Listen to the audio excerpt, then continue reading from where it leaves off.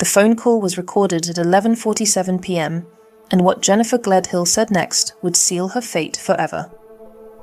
On September 28th, Jennifer Gledhill called police to report her husband, Matthew Johnson, missing. The disappearance of Matthew Johnson, a Utah father and husband, and the arrest of his wealthy wife, Jennifer Gledhill, for first-degree murder.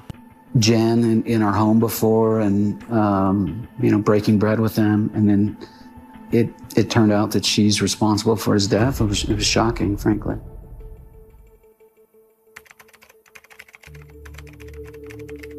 Hi everyone, my name is Sophie, and today we're going to take a look at another horrible case with you.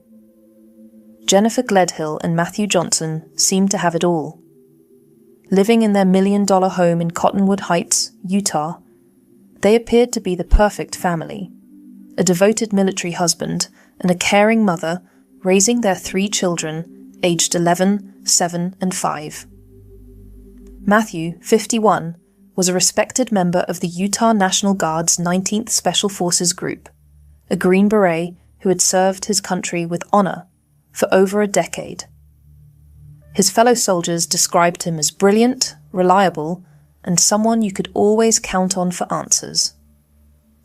Jennifer, 42, was seen as a devoted mother and supportive military wife who many of Matthew's friends described as nice, kind of a homebody.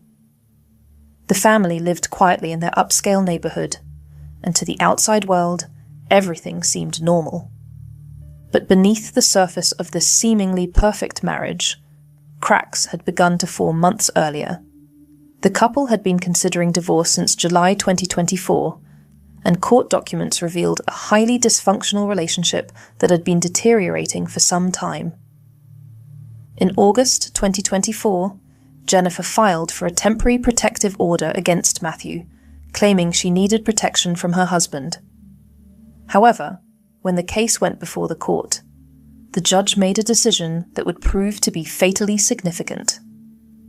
3rd District Commissioner Russell Minus examined the evidence Jennifer presented and found that the videos she submitted actually showed her as unafraid and equally confrontational toward him. The commissioner noted that text messages from Jennifer to Matthew were repeatedly berating, belittling, and demeaning, if not outright attempting to goad him into a violent response. On September 16th, 2024, just days before the tragedy that would shatter their family forever, Commissioner Minus dismissed the protective order, ruling that no abuse had occurred. He wrote something that now seems hauntingly prophetic. The conduct of the parties over the past several months is representative of a highly dysfunctional marriage bringing out the worst in the parties, clearly suggestive that an action for divorce should have been filed long before reaching the current state of affairs. What the commissioner didn't know was that Jennifer had already made a decision that would ensure divorce proceedings would never be necessary. In the weeks leading up to September 2024, Matthew's behavior began to change dramatically. According to his friends, Jennifer's erratic behavior had become so disturbing that Matthew spent much of the final weeks of his life sleeping at a National Guard facility out of concerns about his safety. In one of his last conversations with his longtime friend, retired Utah National Guardsman Kevin Thompson, Matthew had really come to the conclusion that a divorce needs to happen, and it is time to move on. But Matthew never got the chance to move on. What Matthew didn't fully realize was that Jennifer had been living a double life. She was having an affair with another man, someone who would later become the key to unraveling the entire case. This wasn't just a casual fling. It was an intense relationship that consumed Jennifer's thoughts and emotions. On September 19th, 2024, just 2 days before the murder, Jennifer showed her lover something that should have been a warning sign. She displayed a loaded gun to him, a Glock 19X that she kept in their home. At the time, he probably thought nothing of it. After all, many military families owned firearms. But prosecutors would later reveal that Jennifer had been calculating and methodical in her planning. She had arranged for their 3 children to stay at her parents' house the night she planned to kill their father. The stage was being set for a confrontation that would end in tragedy. September 20th, 2024, started like any other day, but by evening, the fragile facade of the Johnson-Gledhill marriage would finally crumble. Matthew had discovered the truth about his wife's affair, and witnesses would later report hearing a heated argument between the couple that night. According to Jennifer's later confession, Matthew confronted her, yelling at her, because he knew she had been sleeping with someone else. The argument was intense, with years of marital problems finally exploding into the open. But what happened next would haunt everyone who learned about it. In the early hours of September 21st, 2024, as Matthew lay sleeping in their master bedroom, completely vulnerable and unaware of the danger he was in, Jennifer made a decision that would destroy multiple families forever. She took his own 9mm handgun and shot her husband in the head while he slept. According to her own confession, she then put Matthew's body into a rooftop storage container, sliding it down the stairs of their home before loading it into the back of their minivan. She smashed his phone and drove his truck to a nearby neighborhood, abandoning it blocks from their home. Then, in what can only be described as a methodical cover-up, Jennifer drove north with her husband's body and buried him in a shallow grave at a location that remains unknown to this day. When she returned home, she began an extensive cleanup operation. She bleached the walls, used carpet cleaning supplies throughout the master bedroom, and ordered a new mattress to replace the blood-soaked one where Matthew had been killed. The mattress arrived just 2 days later, but Jennifer's most critical mistake was yet to come. On September 22nd, just before midnight, Jennifer showed up at her lover's home and made a confession that would ultimately lead to her arrest. She told him everything: how she had killed Matthew, how she had disposed of his body, and how she had cleaned up the crime scene. The man noticed bruises on Jennifer's body during their conversation, and when he asked about them, she casually explained that she had gotten them while burying her husband and cleaning the house of evidence. Her lover was terrified by what he had heard. This woman he thought he knew had just confessed to cold-blooded murder with an almost casual demeanor. The truth was about to come out, and it was worse than anyone imagined. Jennifer's lover was so disturbed by her confession that he decided to record their next phone conversation. When he told Jennifer that he was frightened by what she had told him, her response was chilling, and would become one of the most haunting pieces of evidence in the case. "Wow, if you think I could even hurt a fly," she said. "Like he's not a person. He wasn't a person anymore. He wasn't Matt." The cold detachment in her voice was unmistakable. She had dehumanized her husband so completely that his death meant nothing to her. But Jennifer's disturbing revelations didn't stop there. When her lover asked if she would be afraid if the situation were reversed, Jennifer replied, "Not if I deserved it. I always preached that I was like the Queen of Hearts in my past lives because I'm like off with their heads. I'm like, if we could just round up the scum of this earth and put them on an island, or just kill them all, I could shipshape this country back to a good place." Jennifer also asked her lover not to think of her as a monster and to remember who she was before she opened her mouth. The irony was not lost. She was asking for understanding after confessing to murdering the father of her children in cold blood. What made this conversation even more significant was that it took place before Matthew was officially reported missing. Jennifer was already referring to her husband in the past tense, even though no one else knew he was dead. 6 days after her confession to her lover, Jennifer finally reported Matthew missing to police. She told them that Matthew had said he would be gone for a week and told her not to call him. Meanwhile, the Utah National Guard had already begun searching for Matthew when he failed to report for duty on September 23rd. But unbeknownst to Jennifer, her lover had been collecting evidence against her. He had taken screenshots of their text messages and recorded their phone conversations. On October 2nd, 2024, he finally contacted police with information that would crack the case wide open.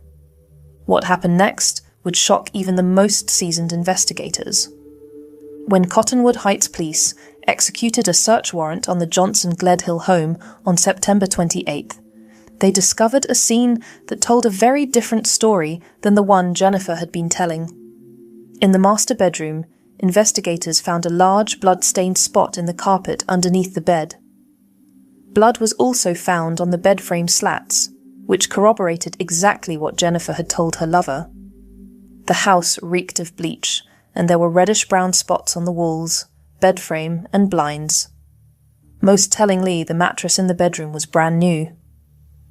Phone records would later show that Jennifer had ordered it on September 24th, just 3 days after the murder, and it had been delivered 2 days later. During the investigation, police also discovered GPS data from Jennifer's phone showing her movements on September 21st and 22nd. The data showed her travelling to the location where Matthew's truck was found at around 6 a.m., and later tracking her journey north toward Davis County, exactly where she claimed to have buried his body. On October 2nd, 2024, armed with the recorded confessions and physical evidence, police arrested Jennifer Gledhill on charges of first-degree murder and obstruction of justice. But the investigation was far from over. On October 24th, 2024, Jennifer's parents, Thomas Gledhill, 71, and Rosalie Gledhill, 67, were also arrested and charged with 4 counts of obstruction of justice. Police discovered that the couple had spent over 5 hours at Jennifer's house in late September, despite initially claiming they were only there for less than an hour to pick up clothing. Investigators found that Rosalie had purchased the new mattress and had her phone remotely reset, losing all data about her whereabouts during the cleanup period. When police questioned Thomas about the master bedroom and alleged cleanup, he told them, "I did not go in where the incident happened," inadvertently revealing knowledge of a crime scene. During a search of the parents' home, police found a Glock 19X gun box wrapped in a child's onesie inside a plastic tote near Jennifer's bedroom. The container matched the description of the gun Jennifer had shown to her lover on September 19th. The family had tried to cover up the perfect murder, but their web of lies was quickly unraveling. Months have passed since Jennifer's arrest, but Matthew Johnson's body remains missing. Extensive search efforts have covered multiple counties, extending from Davis and Weber counties all the way to Box Elder County near the Utah-Idaho border. Over 70 searchers have participated in the ongoing efforts to find Matthew, including law enforcement, volunteers, and Matthew's own military friends who have organised their own search parties. As his friend Kevin Thompson said, the fact that the search is now in its 5th month keeps them up at night. John Hash, Matthew's fellow Green Beret who served with him for 12 years, has been frustrated by the ongoing search efforts.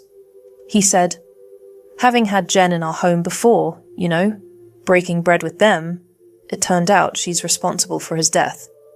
It was shocking, frankly."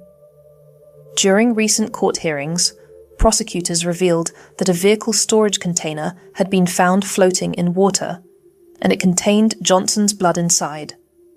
This discovery provided additional physical evidence linking Jennifer to the crime, but Matthew's body still hasn't been recovered. The search continues to expand across northern Utah as investigators follow every lead, hoping to finally bring Matthew home to his family. They were about to discover a secret Jennifer had hoped would never see the light of day. Jennifer Gledhill has pleaded not guilty to all charges against her. She faces 1 count of first-degree murder, 5 counts of obstruction of justice, 1 count of possession of a controlled substance, 1 count of abuse or desecration of a human body, and 1 count of tampering with a witness. During her bail hearing, prosecutors argued that Jennifer posed a significant danger to the community and to the integrity of the investigation. They revealed that she had told her lover she would shoot herself before going to jail, demonstrating both her desperation and potential for further violence. The judge sided with prosecutors and denied Jennifer's request for bail, noting that she posed a risk to the community. She remains in custody at the Salt Lake County Jail. Adding another layer of complexity to the case is the question of Matthew's $500,000 Prudential life insurance policy, with Jennifer named as the beneficiary. With Jennifer facing murder charges and Matthew's body still missing, Prudential has asked the court to determine who should receive the money. Jennifer's trial is scheduled to begin on December 8, 2025, and is expected to last 8 days. Perhaps the most heartbreaking aspect of this case is the 3 children who have lost both parents, 1 to murder and 1 to prison. Matthew Johnson's family has released a statement through their victim representative saying, "We are hopeful that we will find Matt soon, or that Jennifer or someone will come forward with the location of his body so we can properly lay him to rest." The prosecution's theory is straightforward but chilling. Jennifer Gledhill killed her husband because he discovered her affair and she wanted to be free to pursue her relationship with her lover. Rather than go through a messy divorce that might have resulted in shared custody and financial obligations, she chose murder. As we await Jennifer Gledhill's trial in December 2025, one question haunts everyone involved in this case. How does a mother of 3 justify destroying so many lives for the sake of an affair? Perhaps we'll never fully understand the depths of Jennifer Gledhill's selfishness and cruelty. What we do know is that her actions have created wounds that will never fully heal. Justice may eventually be served, but Matthew Johnson will never come home to his children. And somewhere in northern Utah, a devoted father and soldier lies in an unmarked grave, waiting for someone to finally tell the truth about where he can be found.